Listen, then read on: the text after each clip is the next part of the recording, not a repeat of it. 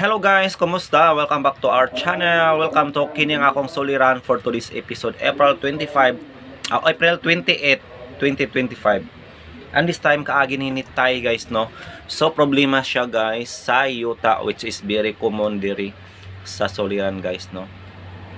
Kabilin pa ni sa iyahang lula guys. So atong sayro no kung unsang sitwasyon na nga nagka-problema man siya sa yuta guys, between him og sa iyahang paryente. So di na ta maglangan ato ng paminawon ang iyang soliran og ato madunggan diri ang bulawanong tambag ni attorney Elaine Bathan, of course. Ayong adlaw kaninyong tanan nga nagpaminaw karon ning tulumanon kining akong suliran. Ilabi na kaninyo Dr. ni Umra og Attorney Elaine Bathan. Ingon man sa mga artista nga maghatag og kinabuhi, nining akong short suliran. Tawagan ko ninyo sa pangan nga Tay. 56 anyos, minyo o dunay duha ka mga anak. Itago na lang sa mga akong address diri sa Habagatan sa Sugbo. Punto legal kining akong suliran. Kabahin kini sa yuta nga kabilin sa akong apuhan. Gipanaw na manggod ang among apuhan. Aron ninyong hisabtan, sugdon ko sa dihang buhi pa siya nga ako ang nag-atiman niya. Ingon ini ang mga paghitabo.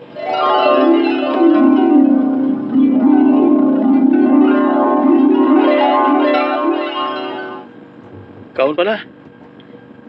Gamay pang nakaon mo. Dili na ko. Gamay pala kyung nakaon mo. Dili na nako kaya do. Ang pagkaon la. Ang akong lawas. Kasurindero.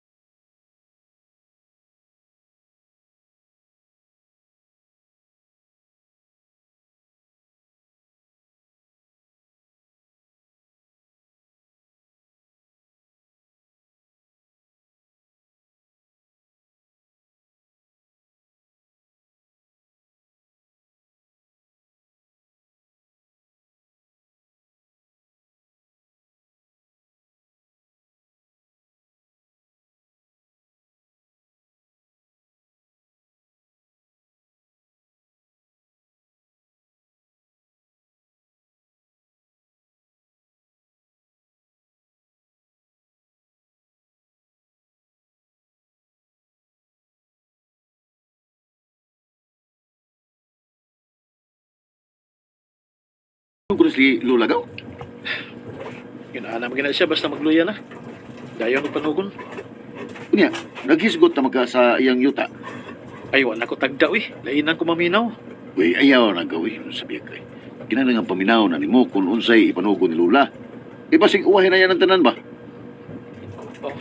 Kung Mao ba? magbahin sa yuta, magbahin ba ta sa iyang yuta, nagyug ko'y bahin na, di ba? Kay apon sa ko. Ha? Wadto na niya kung Lola. Kay pangayon ko sa niya nga kung bahin. Go Pedro.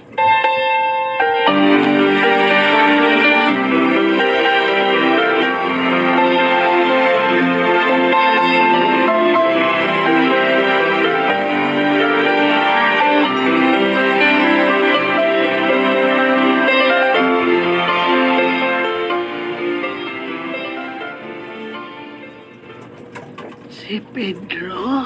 Ulula. Apo man sad nako siya.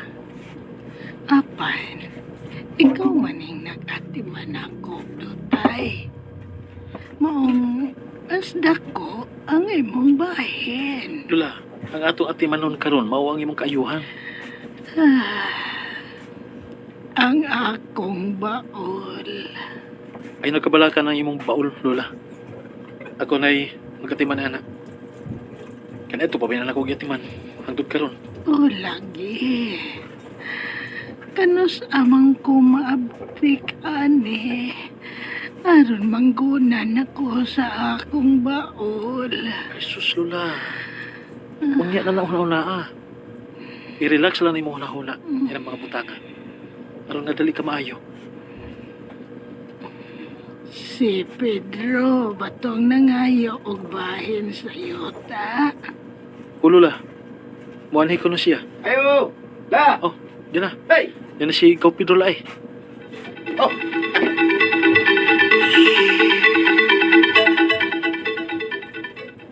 Oh, magbahin ang kulta sa imong yuta la. Nagingon ba ko, Dutay? Oh, kuan la. Gaw, hindi pa siguro maayo nga ito ng hiskutan ron ni Lula Gaw eh. Kay, dili pa kondisyon ang iyang panghuna-huna tungod sa iyang gibati. Unya na lang kung maulihan siya. Aw, mas may nang iskutandaan gaw. Kay aron ba nga makadungog ka gyud sa isulti ni Lula para nako. Kay basig ang kono niya nimo tanan kay ikaw may nagkatiman ni Lula. Gaw Pedro.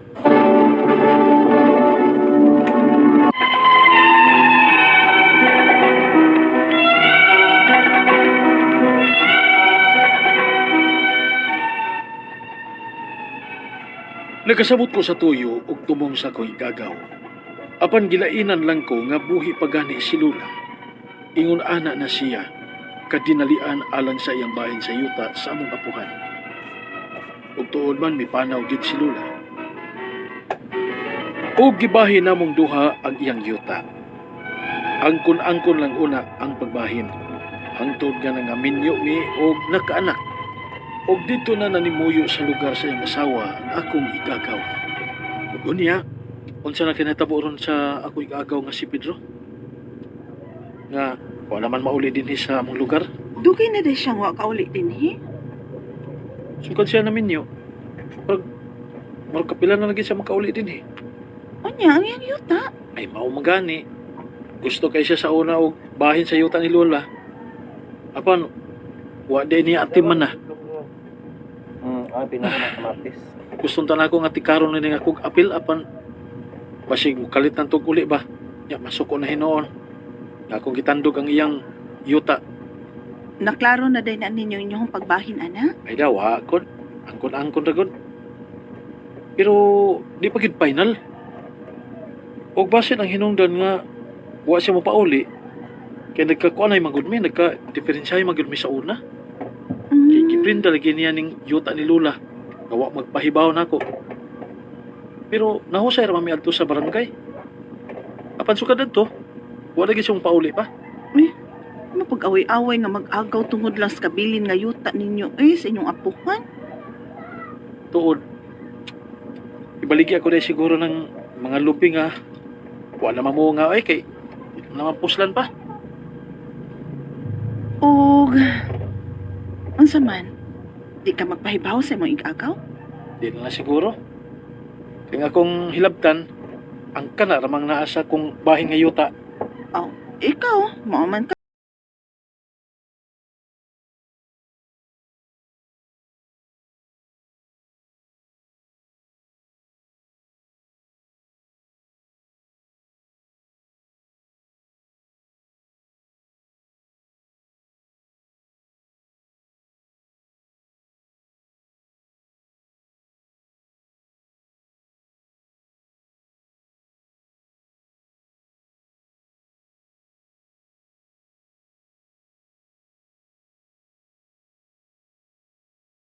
Papagka mahuman og gamit anang akong cellphone dilya. Mag-Facebook ko. Bilang dahon. Nagduwa ra man ka diha. Ay, di nag-chat ni mo ay. Daan palagi ko. Biyan-biyan akong cellphone be. Itsa makani. Sigaw Pedro man din eh. Yanong gihilabtan man nimo ang mga lubi nga wa man ang hidako. Ala ka ta. Yabag ni siya. Ang ako mang bahin ang ako gilabtan. Wa man ko mang hilabot sa iya ha. Nailaing chat, Mag-abot ta sa barangay. Wala ka tay. Ikiha kasi mo igagaw.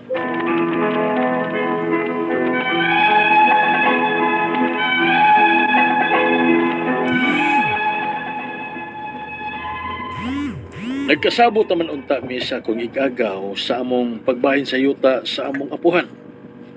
Nasuko mahinuon siya nga nagbaligya ko sa mga lubi nga dili mamunga nga sa ako man tatong bahin. Pag ako mga pangutana mao kini mosunod. Unang pangutana. Sabot-sabot ra ang among pagbahin sa akong igagaw sa yuta sa among kapuhan. Ug way laing tao nga nakatestigo sa among pagbahinay. Balido ba ang maong pagbahin? Ikaduhang pangutana. Gibaligya ko ang mga lubi nga wa na mamunga sa akong bahin. Nasuko mahinuon ang akong igagaw ug iya kong ikiha kay wa kuno ko mananghid niya. Kinahanglan ba day ko nga mananghid niya nga sa ako manto nga bahin? Nakalapas ba kus balaod? Ikatulong pangutana. Kung ikihagi ko niya sa pagputol o pagbaligya ko sa akong mga lubi sa akong bahin, mapriso ba ko? Unsa masad ang maong kaso? Unsa may akong buhaton aron nga magkahusay mi? Ikaw ba itong katapusan?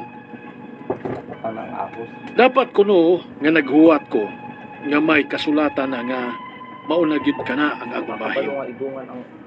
Kinahanglan pa bagyo di ay nga niuyon manunta siya sa among pagbahinay daan. Sa daan ba ko? Palihog, tabangi og tambagi ko. Kini ang akong suliran, tay. Mayong adlaw mga suking tigpaminaw kini si Attorney Elaine Bathan. Og kinisab si Dr. Rene Obra. Karong adlaw, kami sa kuang partner ang muhatag ninyo og tambag, tubag, solusyon, kalinawan sa inyong mga pangutana og mga problema na may punto legal. Punto medical, psychological, emotional, behavioral og mga problema sa mga ginadiling og drugas. Muna ayaw na pagdugay, ipadala ang inyong suwat sa suliran_612@yahoo.com. Or sa atong Facebook account, kini ang akong suliran, official writer's page. Pwede sa datong ipadala sa 3rd floor, Jose R. Martinez Building, Osmeña Boulevard, Cebu City. Kumusta guys? Kumusta man ang atuang mga suking tigpaminaw? Hinaut unta nga matag adlaw maminaw mo. Nangoy makutlong nga pagtulunan og inspirasyon nga makahatag ninyo kadasig nga manikasika sa atuang kinabuhi, realizing na no life is perfect. Yes.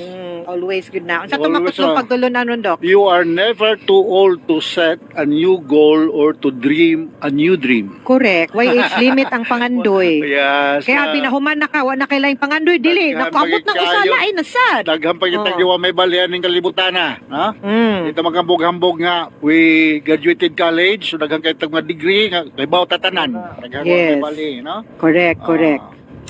Okay, unya, ato ang letter sender, karong Atong adlaw, Dok. Center attorney si Tay. 56 years old, minyo, duha ka mga anak. Punto legal ang problema ni Tay, no? Yes. Taga South of Cebu. Di ba kini mga taga Sambuan, no? Tagang salamat tayo ninyo, mga Berunggel o mga Karunggay family diya sa Sambuan, no? Kay gabi-gabi taon ninyo maayo sa mong pagbisita diya sa inyong lugar, no? Mga si si Sir Limuel Sagaral diya sa rundam ng inyo, sir. So mayong pagpaminaw, no? Yes. Okay, so, yung mga pangutana, punto Unang legal. pangutana ni Tay. Sabot-sabot ra ang among pagbahin sa akong igagaw sa yuta sa among apuhan. Walay laing tao nga nakatistigo sa among pagbahin. Balido ba tong among pagbahin? Sabot ra. Why dokumento? Na, maugyod ni. Ako ang ato ang ginatanaw gyud no nga mula ginay naka-importante sa pag-document kung unsay inyong mga nasabutan. Kay kanang papel no mo last na siya even beyond the lifetime sa katong ni pirma og nihimo ana nga mahimo na siyang balido no maski pagwa na ang katong ni pirma anang papila. Now ang kung pulong lang manggod og sabot-sabot atong saligan wa pagitay testigos disud kaayo pagbubar nga kitay nakapanag-iya na anang yutaa or nakabaton baruntag katungod anang yutaa kay wa manggod nato gidokumento no. So ang ingon ka kung valid ba ang pagbahin ana dili para mahimo ng valid ang pagbahin ana dapat inyo gyud nang i-put down into writing, ha? Kinang naagay kasulatan, no? Yes. Pirmahan yung duha. Yes. Kaduhang pangutana, gibaligya ko ang mga lubi nga wala na mamunga sa akong bahin. Nasuko man ang akong giagaw ug iya kong gikiha kay wala ko mananghid niya. Kinahanglan ba di ay kung mananghid niya nga sa ako man ning bahin? Nakalapas bakos balaod. Yes, no? So, ang Nakalapas bakos sa balaod ato ni nga baligya niya ang iyang lubi nga wala na mamunga sud sa iyang bahin. ang lubi ray mo ang ibaligya. Kay ang yuta mong pudog apil mo naka-attach sa maong yuta Kasi ang bunga- angay natong ang bunga ra- baligya ang bunga or naman ang siguro. kuan, no? Pero I think wa man siguro, no? Dili kay ko familiar on kaning sa mga coconut. Ang kaning Ang lubi pagpangawat nato mo na against the law. Oh. Pero ang paghatag nato sa katungod, no, sa laing tao murang dili man na siya illegal. Mm, Pero mm. ang pagpangupras niya ana pohon kinahanglan maabot sa kanang ilang kasabutan. No, so ingon ana na inana na ang mahitabo. Okay? Yes. Sunod nga pangutana, kung ikihagyog ko niya sa pagputol o pagbaligya ko sa mga lubi sa akong bahin, mapriso ba ko? Unsa man sab nga kaso? Unsa may akong buhaton aron magkahusay mi? So, ani ni no ang mahitabo no nga ang pagputol no sa lubi din ha kaning sa namang guni office no sa kanang in charge aning mga lubi no nga nagdili sa pagpamutol sa mga lubi o pagbaligya ana no. So basin natin kalapasan kamay pero pwede ra man gyud na di man inaana gyud super ka stricto basin patamnon lang ka para mopuli ana unya ihusay lang na ngadto sa tag-iyay patawag lang to dito sa barangay para Yes. magkahusay mo magkastorya anay gyud mo ug Maka- maklaro ninyo. Mo maka-comment ako nato ni kaya ako taga probinsya man ko no. Hmm. Ang mga lubi nga di na mamunga, karaan na kayo, ipaputol man na kay mong kukulamber. Tinuod. Imo na kay pulihan na po ni mong tanom, mong bago nga kusog mo munga, no? Yes, ana lang So, yun. di pasabot nga, murag baliwala lang lang po ang kanang mga punuan sa lubi yung iputol. Imo nang pulihan og tanom mo mga bago. Yes. Ikaw pa ito katapos ang pangutana. Dapat ko no maghuwat ko nga may kasulatan na may nga maong gyud ka na ang akong bahin. Kinanglan pa ba nga, nga ning uyon man unta siya sa among pagbahinay daan? Sadaan ba gyud ko? Dapat siguro no naghuwat mo sa kanang kasulatan kung naamang gani pero kung naa sad gyud kay right anang maong yuta because air ka taga panunod ka dili man gyud kinahanglan na ay extrajudicial settlement sa inyong pagbinahinay kay naa man kay gitawag na right pro indiviso or in Kuwait right nga ang mupalit ana mahatagan lag katungod kung unsa ra puy imuhang katungod isip eredero isip tigsunod pero dili pa ma-determine ug asa gyud dapita ang imuhang bahin ini kay wa pa man ninyo na subdivide wa pa man mo nagkasabot no so at least diha dapita maklaro lang siya ha. Okay. Okay, mga sukintig paminaw, hinaut unta nga namoy nakutlo na pagtulunan karong adlaw. Kini si Attorney Elaine Bathan. O kinisab si Dr. Rene Obra. Daghan kayong salamat sa inyong pagpaminaw sa atong tulumanon. Hangtod sa sunod nga sugilanon din higapon sa tuang programa, kini ang akong suliran. Gikan sa RMN Production Center, Radio mo nationwide tatak RMN. daghang salamat ug maayong adlaw.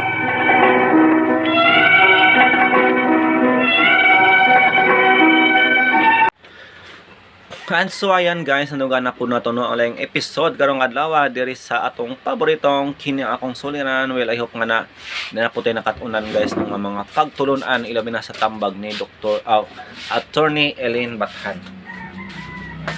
So kabilin siya guys no sa yuta sa iyahang apuhan. Pero wala man sila nag-ilog no kay tarong man ang ilang pinagbahin-bahin guys no. Pero verbal lamang no, wala yun iagi sa insakto nga proseso. I think dili kayo siya seryoso nga problema guys no? Kaya wala man niabot sa point nga nag-away no or nagsinumbagay or nagpinatsanay, grabe na po. Kung dili kuan pa man to, away lamang nga verbal. Tak diri na lang nasa babaw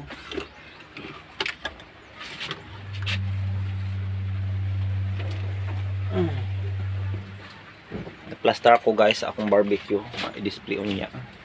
kung padayon nga po mo nakasubaybay no up to this part. Thank you so much.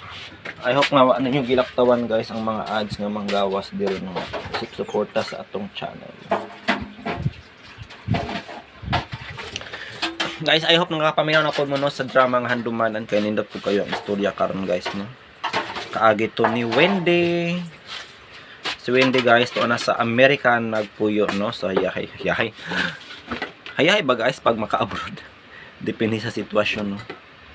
Pero which is instinct na yun sa atong mga Pinoy guys no pag maka-abroad ilabi na sa Amerika hayahay. Di ba kay land of opportunity baya ang Amerika guys.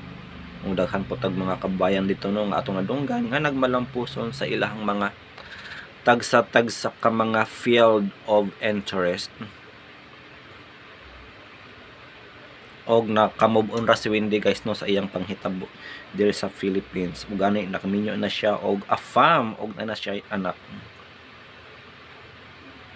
So I hope nga paminawon po na ninyo nga istorya guys no para inyo masabtan padayon lang kog paminaw sa iyang story kay nindot siya guys no. Mura siya pang MMK pag magpakailanman og mura pod pasok pod siya sa Soko.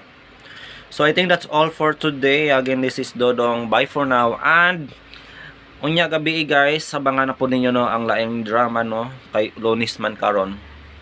Laing story na po ang atong madunggan diri sa mga asoy og bag-ong bayani og ang atong paboritong What's the Style. Syempre dili kompleto ang atong adlaw guys no kung di ta kapamati sa What's the Style. Thank you so much.